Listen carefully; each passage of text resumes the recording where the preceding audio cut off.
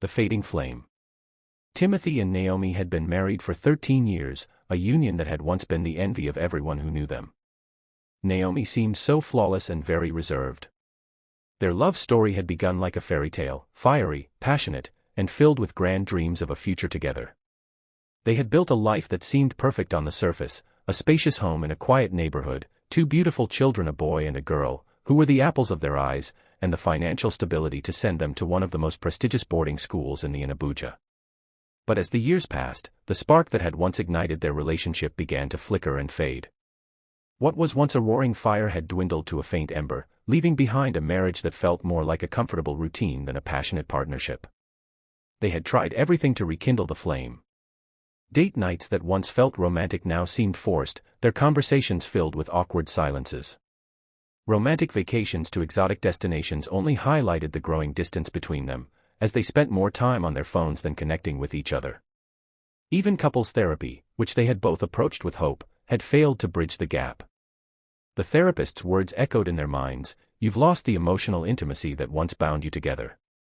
But neither of them knew how to get it back. Timothy, in particular, felt the weight of their fading connection. He longed for the excitement he had once felt with Naomi, the way her laughter used to light up a room, the way her touch used to send shivers down his spine. But instead of turning to her, he sought that excitement elsewhere. He began cheating on her with multiple women, each affair a desperate attempt to fill the void in his heart. He was careful, of course, always covering his tracks, always ensuring that Naomi would never find out. Yet, even as he indulged in these secret liaisons, he couldn't shake the guilt. He still loved Naomi, or at least he thought he did. He just didn't know how to desire her the way he once had. He probably wants to desire his wife in an unusual way, maybe seeing her with another man would make him take her more seriously and he would fight for the love they once had, at least an atom of jealousy from him will bring back the spark into their marriage. One evening, after a particularly quiet dinner, Timothy broached an idea that had been simmering in his mind for weeks. "Naomi," he began cautiously, his voice breaking the silence that had settled between them like a thick fog, "what if we tried something different? Something to spice things up between us?" Naomi looked up from her plate, her fork hovering midair. Her expression was wary, her eyes narrowing as she studied his face. "Different how?" she asked, her tone guarded. Timothy hesitated, his heart pounding in his chest. He knew this was a risky conversation. But he was desperate. "What if we opened our marriage?" he blurted out, the words tumbling from his lips before he could stop them. "Just for 6 months. We could see other people, explore, but with rules. No emotions, no diseases. We'd still come home to each other. It could be exciting." Naomi's face went pale, her fork clattering against her plate. "An open marriage," she repeated, her voice trembling with disbelief. "Timothy, that's a terrible idea. What happened to us? To our vows?" Timothy reached for her hand, but she pulled away, her eyes flashing with anger. "I'm not saying this because I don't love you," he said quickly, his voice pleading. "I do. But we've lost something, Naomi. Maybe this could help us find it again." Naomi shook her head, her lips pressed into a thin line. "This isn't the solution, Timothy. This is just selfish." But Timothy was persistent. Over the next few days, he brought up the idea again and again, framing it as an adventure, a way to reignite their passion. He painted vivid pictures of the possibilities, freedom, excitement, a chance to rediscover themselves. Reluctantly, Naomi began to consider it. She saw the desperation in Timothy's eyes, the longing for something more. And though the idea of an open marriage felt wrong to her, she couldn't bear to see him so unhappy. Maybe, just maybe, this could bring them closer. Finally, she agreed. 6 months, she said firmly, her voice steady despite the turmoil in her heart. And we stick to the rules. No emotions. No diseases. And we're honest with each other. Timothy nodded, relief flooding his features. 6 months, he agreed, a smile tugging at the corners of his lips. The first few weeks of their open marriage were strange. Timothy threw himself into the arrangement with enthusiasm, eager to explore the freedom it offered. One evening, he brought home a young, beautiful woman named Deborah. Naomi was shocked when she saw her. Deborah was everything she wasn't, confident, bold, and effortlessly alluring. She had a magnetic presence that filled the room, her laughter ringing out like music.